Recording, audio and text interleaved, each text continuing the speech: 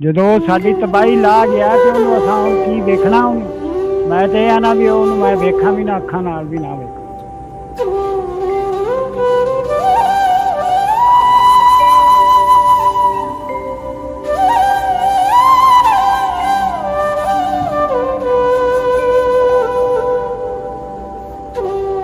चल पाकिस्तान की वीडियोस देखने के लिए हमारे चैनल को सब्सक्राइब कीजिए, बेल बटन को क्लिक कीजिए ताकि हमारी हर आने वाली नई वीडियो से आप रह सकें बाखबर। नाजरीन, आप देख रहे हैं स्पेशल पाकिस्तान और मैं हूं साजिद अवान।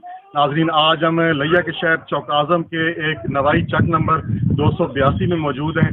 और नाजरीन, कल रात को यहाँ पे 13 अगस्त की रात को तकरीबन 11 से 12 बजे एक बहुत अफसोसनाक वाक़या पेश आया, जिसमें इरफान नामी शख्स ने अपनी बीवी और अपने एक बेटी और एक बेटे को बहुत बेदर्दी से कत्ल किया। और कत्ल करने के बाद उन्होंने जो है वो पेट्रोल छिड़क के उन सबको आग लगा दी।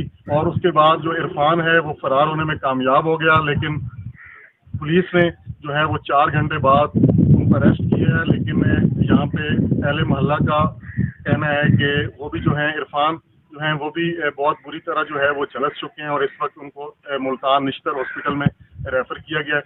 तो इस वक्त हमारे साथ फैमिली के मेंबर मौजूद हैं उस खातून के, और इस वक्त जो है तदफीन हो चुकी है और हम इस वक्त यहाँ पहुँचे हैं और उनके वालिद मौजूद हैं, उनके भाई मौजूद हैं और अहले मोहल्ला मौजूद हैं। तो उनसे बात करेंगे और पूछेंगे कि तमाम तर वाक़या कैसे पेश आया और ऐसी क्या नौबत आई कि इरफान ने जो है वो इतना इंतहाई गैर मुनासिब कदम उठाया और उन्होंने अपनी पूरी फैमिली को जो है वो ख़त्म कर दिया। तो आइए बात करते हैं। अस्सलाम वालेकुम बुजुर्गो, की हाल है? ठीक हो? ठीक है जी। की अचानक कल वाक़या जिहड़ा होया है की कहोगे? बच्चे ने किवें इन्नी वड्डी गलती कर लई, कोई समझ आ रही? कोई मैनू समझ ही नहीं आ रही किवें कीती है, की होया है, की बनिया ਉਹਨੂੰ। शाम ਨੂੰ 4 ਵਜੇ ਇੱਥੋਂ ਗਏ ਨੇ, ਆਪਦਾ ਉੱਧਰ ਰੋਟੀ ਪਾਣੀ ਖਾਧੀ ਹੈ, ਰਾਜ਼ੀ ਬਾਜ਼ੀ ਆਏ ਨੇ, ਆਣ ਕੇ ਸੁੱਤੇ ਆ ਤੇ ਉੱਥੇ ਬੋਤਲ ਲਿਆਇਆ, ਉਹ ਪੀਤੀ ਉਹਨਾਂ ਨੇ। ਸੌ ਤੋਂ ਬਾਅਦ ਦੇ ਵਿੱਚ ਫਿਰ ਮੈਂ ਤਾਂ ਉਹ ਜਿੱਥੇ ਪੱਖਾ ਖੜਾ ਮੇਰਾ ਮੰਜਾ ਇੱਥੇ ਸੀ ਬਾਹਰ ਹੀ। ਬੱਚੇ ਨੇ ਕੋਈ ਇੰਨੇ ਅਰਸੇ ਕੋਈ ਗੱਲ ਦੱਸੀ ਵੀ ਕੀ ਮਾਮਲਾਤ ਚੱਲ ਰਹੇ ਨੇ, ਕੀ ਕੋਈ ਗੱਲ ਨਹੀਂ ਅੱਜ ਤੱਕ ਨਹੀਂ ਦੱਸੀ ਉਹਨੇ ਕਿ ਕਿਉਂ ਲੜਦੇ ਆ ਤੇ ਕਿਉਂ ਨਹੀਂ ਘੁਲਦੇ ਆ ਤੇ ਕੀ ਗੱਲ ਹੈ ਤੇ ਕੀ ਨਹੀਂ। ਕਿਉਂਕਿ ਜ਼ਾਹਿਰ ਹੈ ਤੁਸੀਂ ਬੱਚੇ ਦੇ ਵਾਲਿਦ ਹੋ, ਤੁਹਾਡੇ ਵਾਸਤੇ ਵੀ ਤੁਸੀਂ ਰਿਸ਼ਤੇਦਾਰੀ ਵੀ ਹੈ ਆਪਸ ਵਿੱਚ।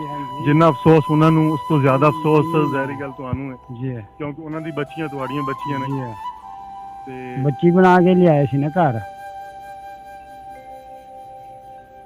ਤੇ ਬੱਚੇ ਦੇ ਬਾਰੇ 'ਚ ਅਸੀਂ ਰਿਪੋਰਟ ਲਈ ਵੀ ਉਹਨਾਂ ਨੂੰ ਮੁਲਤਾਨ ਭੇਜ ਦਿੱਤਾ ਹੈ। ਤੁਸੀਂ ਕੀ ਕਹੋਗੇ? ਬੱਚੇ ਦਾ ਕੋਈ ਖੈਰ ਖਬਰ ਲਈ ਤੁਸੀਂ? ਨਹੀਂ ਜੀ, ਅਸੀਂ ਨਹੀਂ ਲਈ, ਨਾ ਲਈ ਹੈ ਤੇ ਨਾ ਲੈਣੀ। ਹਾਂਜੀ ਯਾਰ, ਜਦ ਤੈਨੂੰ ਮਾਰ ਕੇ ਚਲਾ ਗਿਆ ਤੇ ਅਸੀਂ ਉਹਨੂੰ ਕੀ ਕਰਨਾ? ਵੱਡਾ ਭਰਾ ਵਾ, ਛੋਟਾ ਭਰਾ, ਛੋਟੇ ਭਰਾ ਨੇ।